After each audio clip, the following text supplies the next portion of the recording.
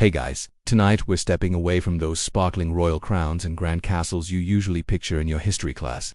Instead, we're slipping quietly into a much muddier, colder, and decidedly smellier corner of medieval life peasant existence. Imagine yourself waking up in a hut where the walls sag like your posture after an 8-hour Netflix binge. The roof leaks rhythmically and the constant aroma is somewhere between wet sheep and compost gone rogue. Honestly, you'd probably tap out before breakfast, especially if breakfast is a perpetual stew that's been bubbling away since last Tuesday. So, before you get comfortable, take a moment to like the video and subscribe, but only if you genuinely enjoy what I do here. And if you're not too tired, drop a comment below to let me know where you're listening from and what time it is there. It's always oddly soothing to see who's drifting off to sleep across the world with these quiet histories. Now, dim the lights, maybe turn on a fan for that soft background hum, and let's ease into tonight's journey together. You're in a village that doesn't even merit a dot on medieval Google Maps, mostly because maps are a luxury you can't even dream of affording, but honestly, you wouldn't even know how to read one if you saw it. Your idea of navigation involves turning left at the really grumpy-looking tree. You've never ventured more than a few miles from where you were born because, let's face it, medieval travel isn't exactly hopping a flight to Cancun for spring break. For starters, there's the forest, a dense, dark maze that could hide anything from wolves to bandits to tax collectors. Frankly, you'd prefer the wolves. Speaking of dangers, medieval peasants believed disease could creep into your body through the soles of your feet. Imagine explaining that at your next doctor's visit. Sorry doc, forgot my shoes again. Might have stepped in some flu on the way here. But hey, prevention methods weren't much better. Some folks literally tied live chickens to themselves to transfer illnesses. No word yet from historians if the chicken survived or not, but I wouldn't bet on it.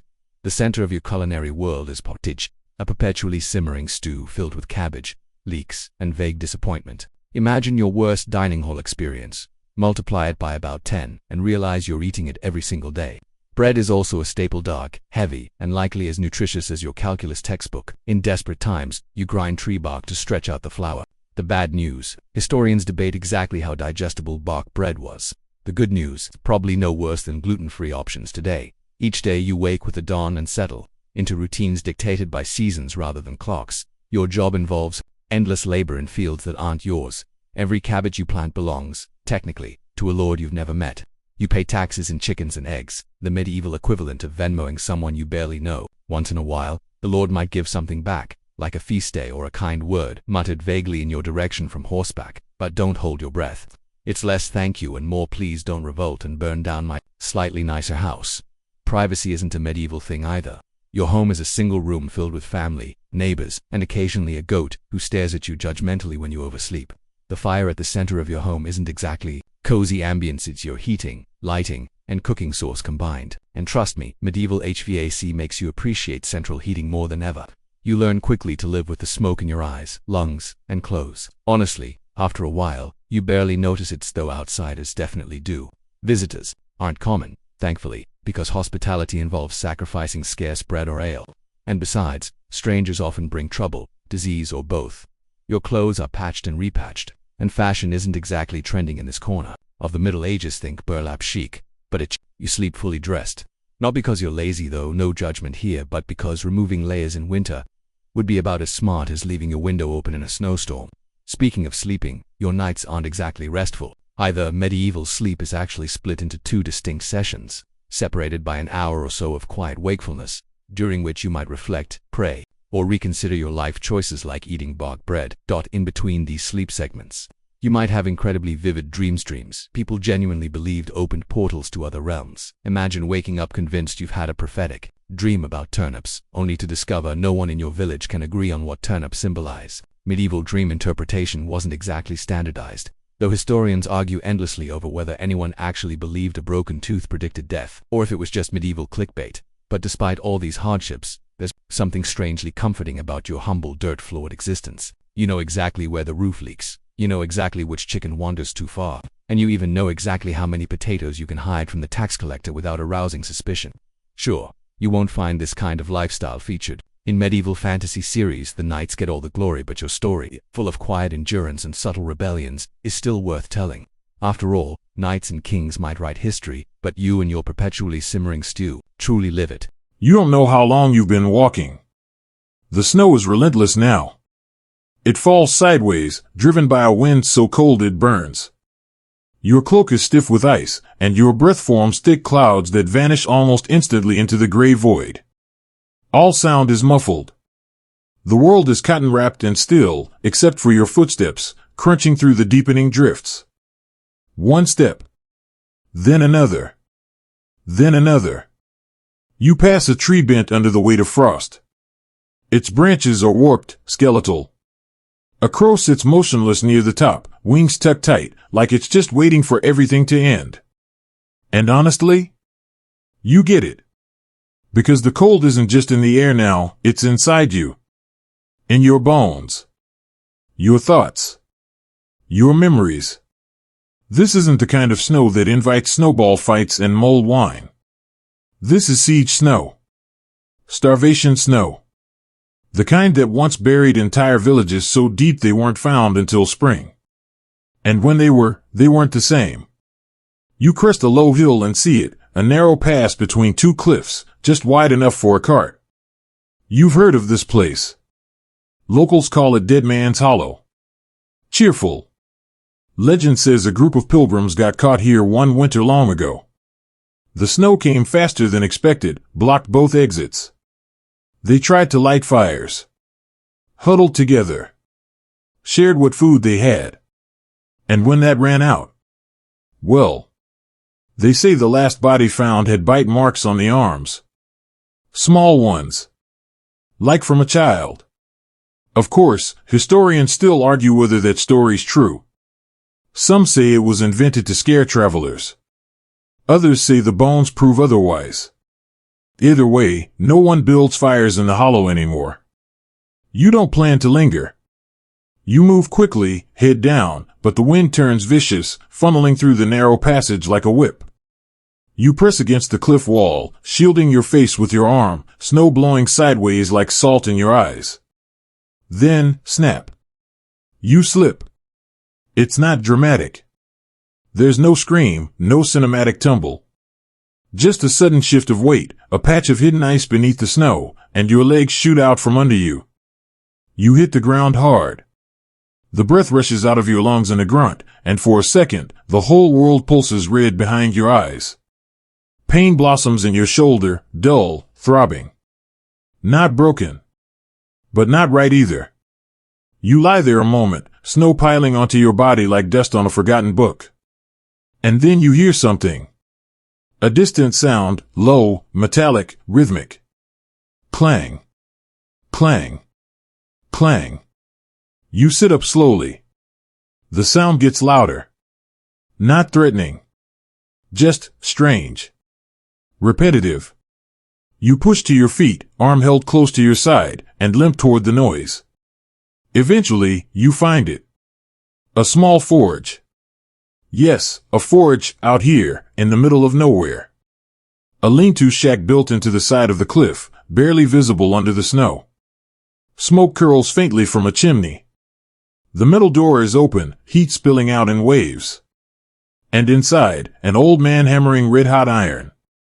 He doesn't look up as you enter, just keeps working. His face is lined in red from the heat, beard singed at the ends. His hands are calloused, blackened, moving with muscle memory older than most churches. You stand there, dripping snow onto the floor, blinking at the sudden warmth. Finally, he speaks.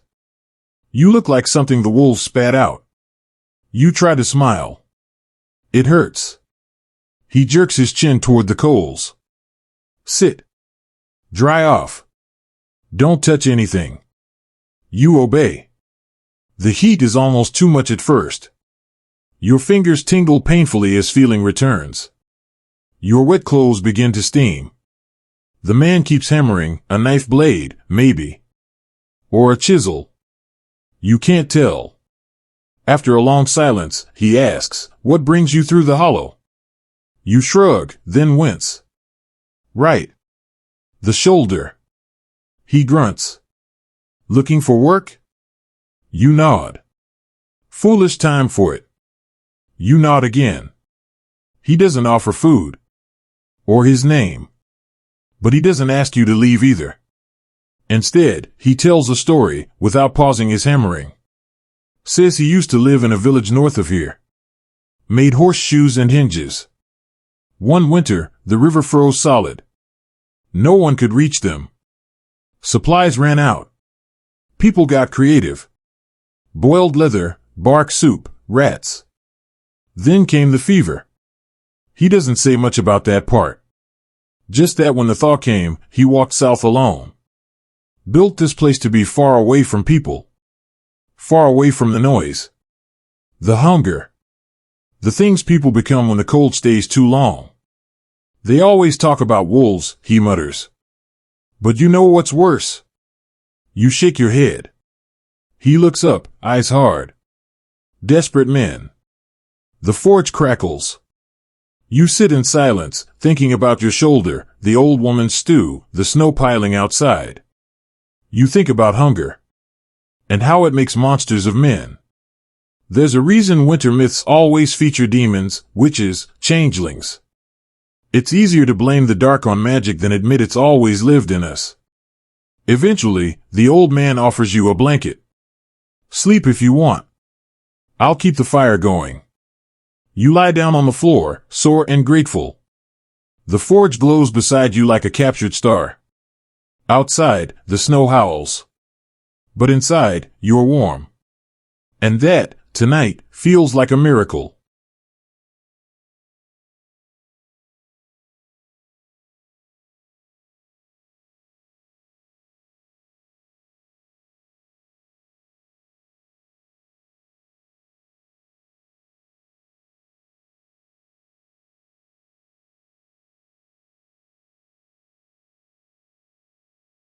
You wake again, right in the middle of the night, to what medieval folks call the watching hour.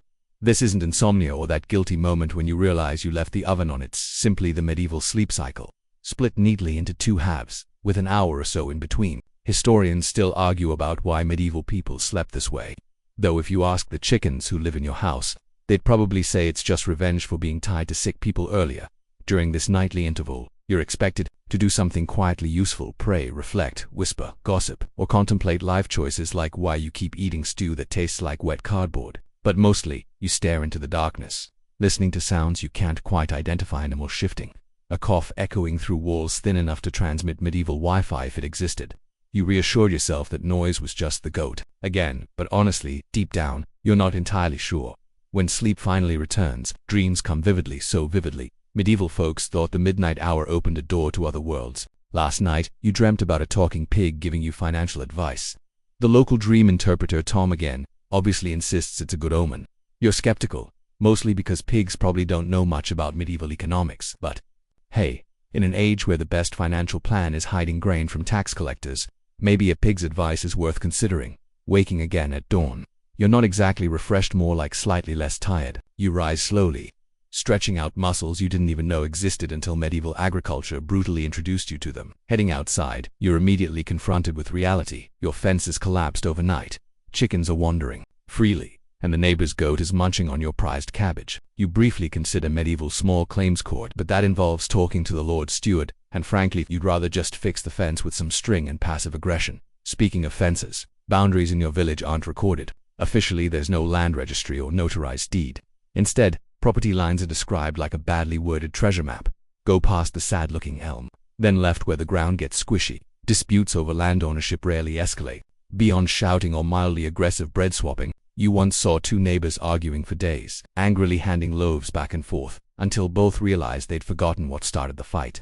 Conflict resolution in the medieval period. Less paperwork, more carbs. Your day's tasks are as varied as medieval television programming, which is to sonata toll. You mend fences, feed animals, tend crops, and constantly fight against nature's endless attempt to reclaim your home.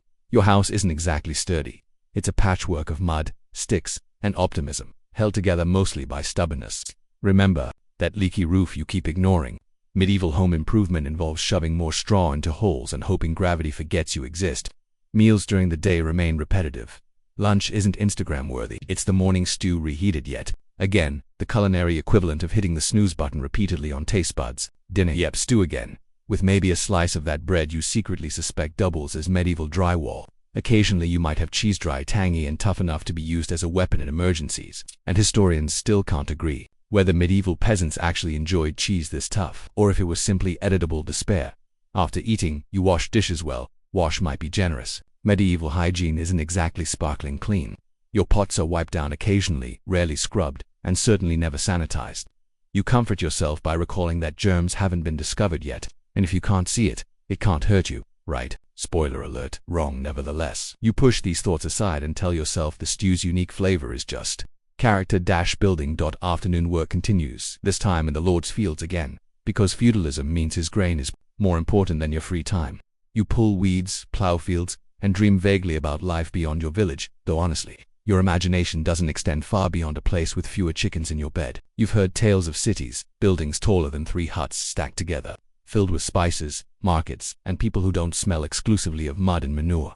But these tales feel about as realistic as those talking pig financial advisors. From your dreams, late afternoon brings visitors. The Lord's steward appears to collect taxes. He's carrying a ledger, a quill, and an expression that says he's heard every excuse before. You answer his questions carefully, withholding just enough detail to avoid suspicion but not so much that he thinks you're secretly wealthy. Historians continue to debate whether peasants regularly cheated their taxes, though given your careful poker face, let's just say you wouldn't bet your favorite cabbage patch on medieval honesty. As dusk falls, the bells from the distant chapel remind you it's nearly bedtime. Bells in medieval villages aren't precise clocks, they're more like gentle suggestions, telling you when to sleep, when to work, and occasionally when to panic. You head back to your smoky hut, pulling a rough wool blanket around you, trying not to think about how rarely it's been washed. You share your sleeping space with family, livestock, and occasional rodents, creating a nightly orchestra of breathing, snoring, and random animal noises that lull you to sleep in a way no meditation app ever could. But before sleep fully overtakes you, you glance toward the glowing embers of the fire. You know tomorrow will look exactly like today, same stew, same chores, same quiet, unnoticed rebellion against a system that's determined to keep you exhausted and compliant. But strangely, you find comfort in that routine, because despite all its hardships, this life is yours: patched roofs, endless stew, wandering goats, and all. So there you are, waking with the dawn to the sound of chickens clucking louder than your iPhone alarm ever could. Stepping outside into mud that's colder than your last breakup text. You might think breakfast would be the bright spot of your morning, but remember, this isn't avocado toast at some trendy cafe.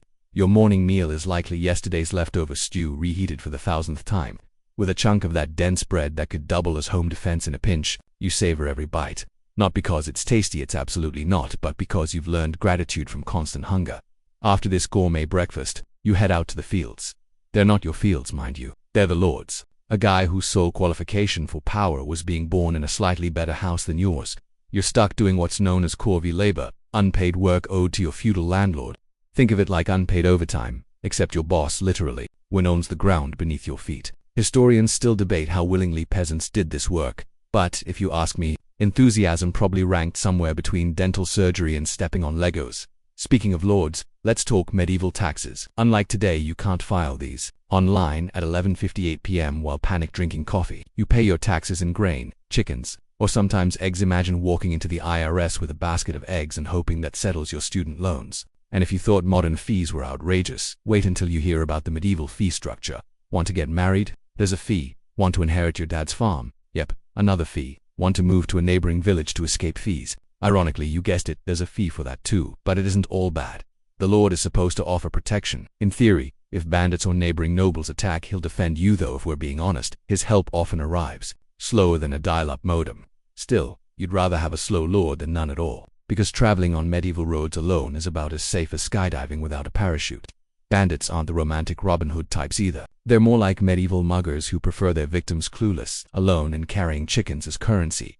Traveling is tricky for other reasons too. Medieval forests aren't like your local city park with neatly trimmed hedges. They're thick, dark, and scary enough that Grimm's fairy tales probably undersold them. Folks genuinely believe these woods are full of spirits, witches, and, less magically, wolves and bears that aren't exactly eager for human company. And since there's no GPS, directions are vague at best. Go left at the weird-shaped rock, then keep walking until you feel existential dread.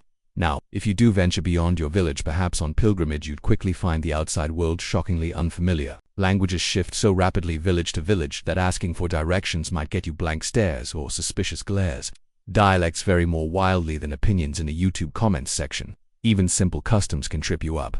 Hold your spoon. differently or fail to say grace the right way, and suddenly you're branded as a weirdo or worse, an outsider. Historians debate why villages were so insular, but honestly, if outsiders brought taxes, diseases, and bad news, you'd probably build a medieval gated community too. Back home, your village elder, let's call him Tom, acts like a wise leader, simply because he once chatted briefly with a traveling monk. He's respected not for profound wisdom, but because his hut hasn't collapsed yet, and his goat looks suspiciously well fed. Medieval leadership qualifications are honestly refreshing. No lengthy resumes, no LinkedIn profiles, just a sturdy goat and some decent luck.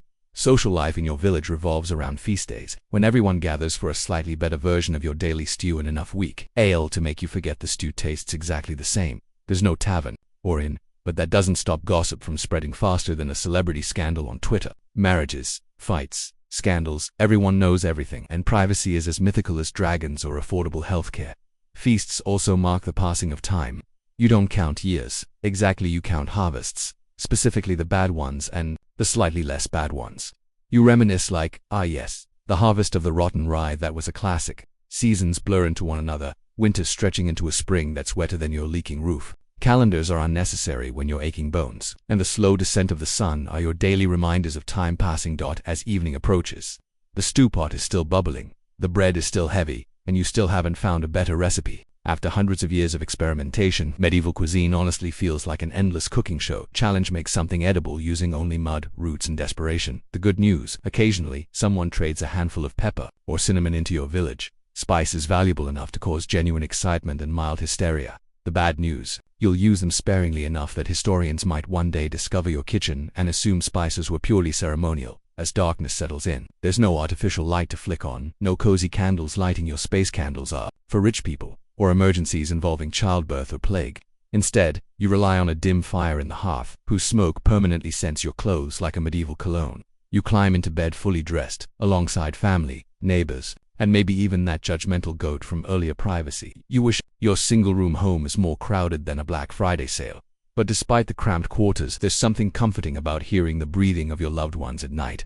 Sure, someone's elbow might jab your ribs, someone's snoring might rival heavy construction equipment, but that closeness is reassuring in a world where comfort is rare. And even though historians continue debating whether medieval people ever truly slept comfortably, your exhaustion is genuine enough to drift you off quickly, soothed by the whispers, snores, and gentle crackling of a fire that has been burning for centuries. Just like your resilience,